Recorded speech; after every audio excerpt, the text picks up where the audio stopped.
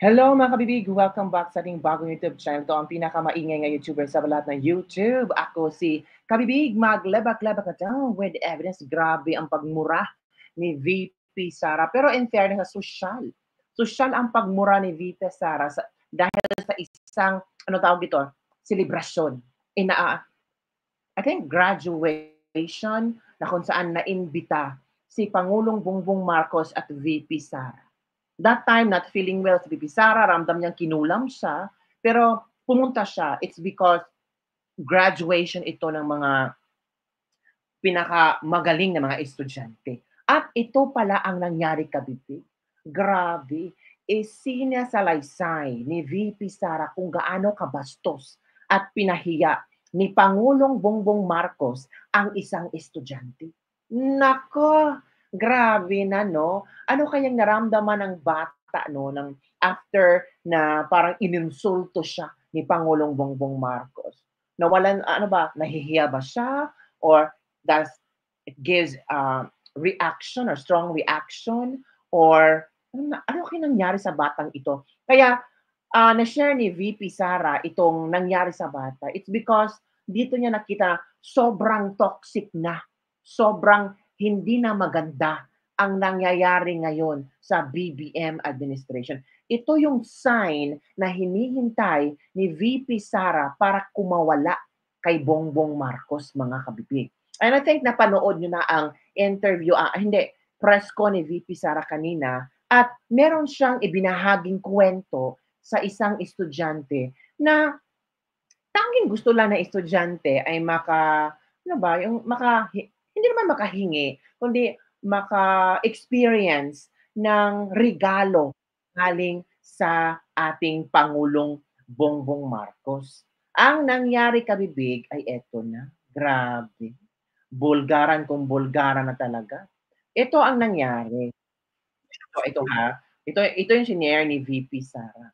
Sabi ng mga netizen, ay bastos talaga itong si Bongbong. Talagang akala namin makatao, akala namin pro-Pilipino, hindi pala. Tapos, tawag dito, estudyante pa ha, estudyante pa na talagang sabihin natin ay pwedeng mag-alay ng buhay para sa bansa natin.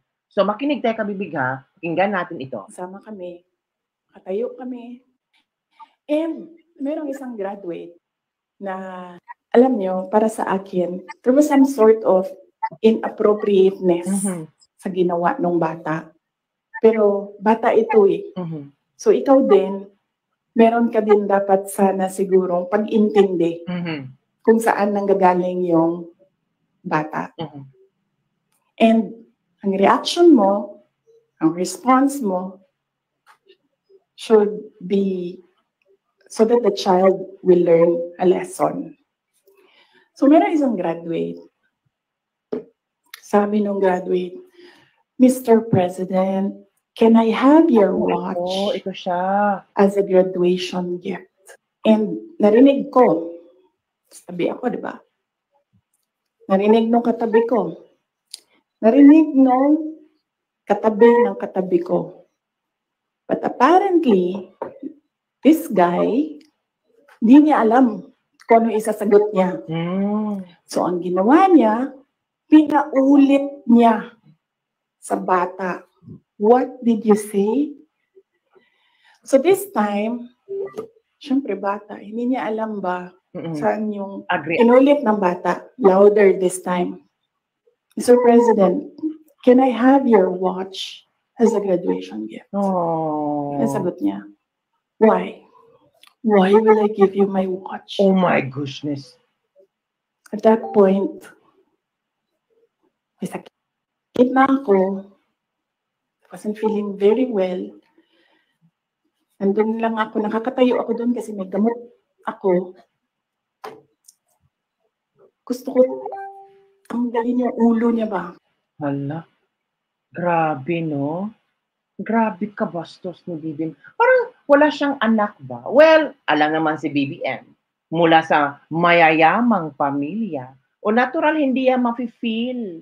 Hindi yan mafe-feel na yung kulang sa material na bagay. And in fairness naman, I get the point of the child na ito, pag pagkataon ko na to, na makakuha na or bibigyan ako ng regalo ng presidente na treasure ko talaga, presidente to eh. At try ko lang, you know, alam niyo na ang mga bata kung talagang idulong-idolo. Marami nag-iidolo kay BBM that time. I don't know kung meron pa bang nag-iidolo kay BBM today. So, ano ba? Well, inappropriate talaga sa isang celebration, graduation celebration, kasi presidente yung hiningan mo. Pero kung iisipin natin, grinab lang ng bata ang opportunity.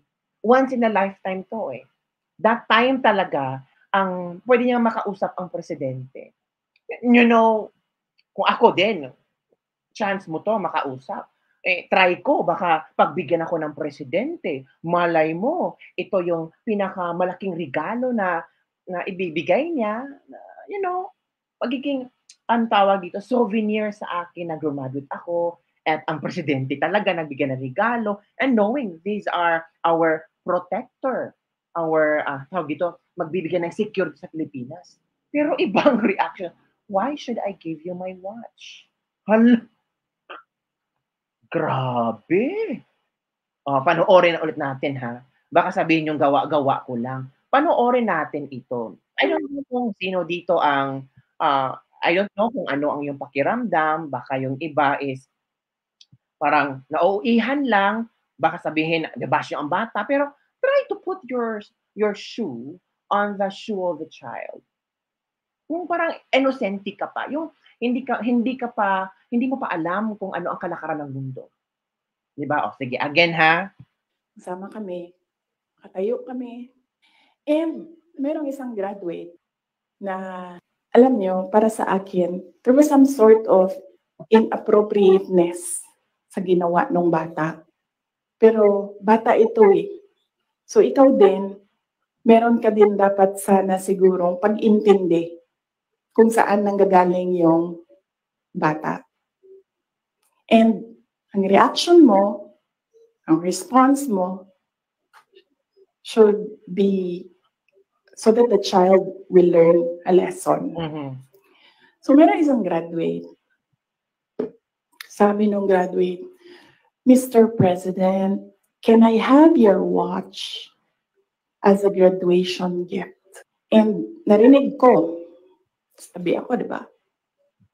Narinig nung katabi ko. Narinig nung katabi ng katabi ko. But apparently, this guy, di niya alam kung ano isasagot niya. So ang ginawa niya, pinaulit niya sa bata. What did you say? So this time, syempre bata, hindi niya alam ba saan yung inulit ng bata, louder this time. Mr. President, can I have your watch as a graduation gift? Ang sagot niya, why? Why will I give you my watch? At that point, may sakit na ako. I wasn't feeling very well. Nandun lang ako, nakakatayo ako doon kasi may gamot ako. Gusto ko tanggalin yung ulo niya ba? Grabe, no? Ganon pala ang ginawa ni BBM. BP Sara, grabe. Gusto ko yung tanggalin yung ulo niya ba? Parang galit na galit si VP Sara ba na BBM don't know how to handle the situation. BBM don't know how, parang napaka-pilosopong sagot ang binigay ni BBM sa bata. Well, ang mga tao, tiningnan nila kung si PRRD ba, nung kapanahunan niya, ay merong ganitong incidente. Naku, may na-search ako kabiti. And ma-shock ka talaga ito, oh. Ma-shock ka talaga kabibig. It's because ito ang nakita ko. Ano yung kabibig? Ito ha.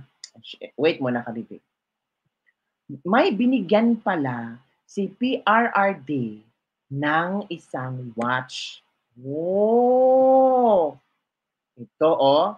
Ito. habang nakafocus, close ko muna mga chat to. Habang nakafocus lang ang mainstream media sa pagbalita sa mga negative na napuna nila sa Pangulo, isang litrato kung saan binigay ni PRRD ang kanyang relo sa isang PMA cadet na nag-viral sa Facebook. Ito, where we can find such president with so much compassion for a soldier nowhere else but here in the Philippines, yet some fail to appreciate that. This was May 27, 2019. Yan ha. Ito pa yung ibang photos ha. I-share ko sa inyo. Oh, parang ano no, parang naging ritual. Parang naging ritual sa mga taga-PMA na kung may bibisitang presidente during their graduation, there's a possibility na pwedeng isa sa mga PMA graduates ay pwedeng hihingi ng regalo or souvenir or graduation gift sa Pangulo. Ito, Duterte, binigay ang personal watch sa isang PMA cadet. Wow! Ito yun. Diba? This why mataas standards ni Inday Sara. Oo. Duterte binigay ang personal watch sa isang PMA cadet habang si BBM asking the kadete na, why should I give you my watch? Oh! Grabe. Kahit galing kay VP Sara yan ha. Hindi naman natin gawa ang issue na ito. Grabe. Kaya minahal si Pangulong Duterte sa mga PMAers. Material things lang to. Pero yung happiness ng PMA cadet, hindi yun makukuha mo. Hindi yun pwedeng isangla. Hindi yun pwedeng maagaw. Hindi yun pwedeng manakaw. Kasi nakaukit yan sa puso at isip na, hala, mahal ako ng ating presidente. Hala, pinapahalagahan ako ng ating presidente. Hala, hindi ako na jumbag. Hala, hindi ako ininsulto. Hala, hindi ako napahiya. And the same time, wow, blessing to kasi binigyan ako ng ating presidente. This is a souvenir na ikikip ko for myself. Diba? Napakaganda. Magandang modelo ito na patas lahat. And it means that the kadete, ordinaryong Pilipino, ay pwedeng mong makonect ang ating presidente. Pero kay Bongbong Marcos, iba. Why should I give you my watch? Well, iba si Bongbong, no? Ang yaman magsalita. Diba? Parang, ano ba? Parang, yun sa mga mayayaman na mga arte, yung mga matapobreng mayayaman, sabihin na akin lang ang akin lang to, hindi ko pwedeng i-share sa iba, hindi ko ibigay sa iba. Yung mga ganung klaseng mga matapobreng mayayaman. Hindi ko nilahat ang lahat ng mayayaman na may mga mayayaman na sobrang down to earth. Ang talagang magbibigay very generous. Pero I don't know kung anong klase si BBM. That's just one of his many watches, and that's not even in the mid-price range. He's got more high-end watches in his collection. Oo nga, even though hindi ito high-end watch, pero the value, the importance, the sentiment of this watch, it will shows how Pangulong Duterte loved the PMA cadet. Baka milyones ang price ng relo ni Junior. Pwede. Baka magalit si Coca pag binigay ni Bangag. Di lang sinungaling at magnanakaw, madamot din. Diba? Walang magnanakaw sa nangyari ng awit tungkol sa mga iba yan.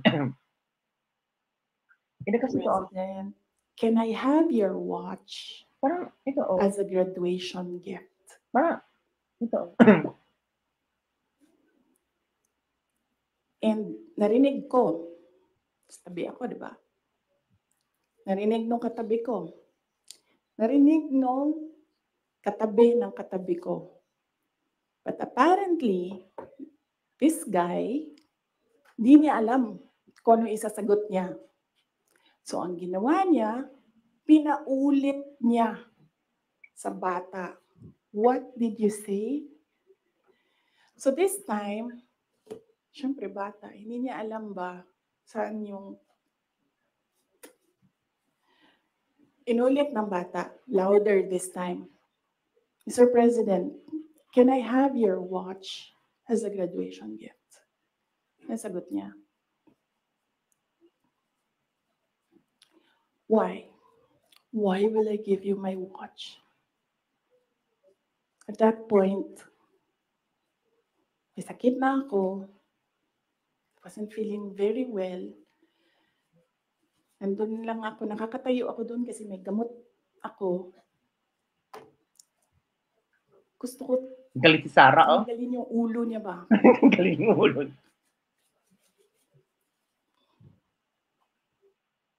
Yun ha? Yun, ganun. Kita yung nakabibig ha. So, ano ang iyong komento tungkol dito?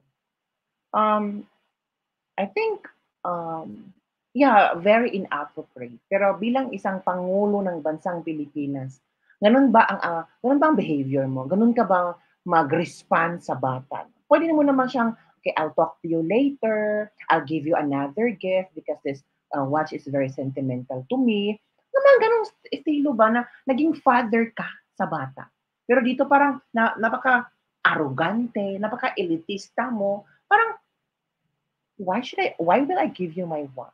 Parang, hello, ang mga parents nito, mga paryente nito, mga pang-botante mo, binoto ka. Tapos ito ang naging sukli sa pagboto nila sa'yo. Di ba? So, kayo kabibig, I don't know kung ano yung reaction. Baka sabihin nyo, ang OA mo naman kabibig. Hindi. OA na akong OA, pero ramdam ko yung pain ng bata. Yung parang napahiya ka. Yung parang, ay, sana hindi na ako nagsabi. Sana hindi ganon yung stilo na pag-approach ko sa presidente. Sana hindi na ako nagsalita. Yung mga ganun ba? Pero VP Sara never act, hindi sinalo ni VP Sara ang nangyari. Kasi kung sinalo pa ni VP Sara, the more mag-trending, the more mapahiya yung estudyante at mapahiya si Pangulong Bongbong Marcos at mapag-usapan. For that time, parang nag-control ba si VP Sara, pero deep in her inside ba, parang, sabi niya, ang sarap ito ng ulo, tapos napaka-toxic talaga.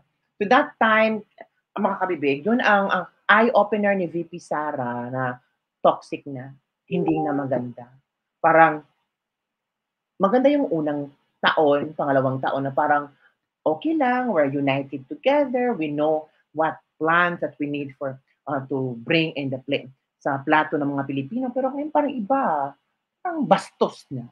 Parang walang ginawa sa kanyang pag-upo bilang Pangulo. Yun ang sabi ni VP Sara, di ba?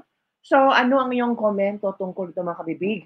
Talagang trending na trending si VP Sara. Yung talagang pinag-usapan, hinimay-himay ang mga statements niya.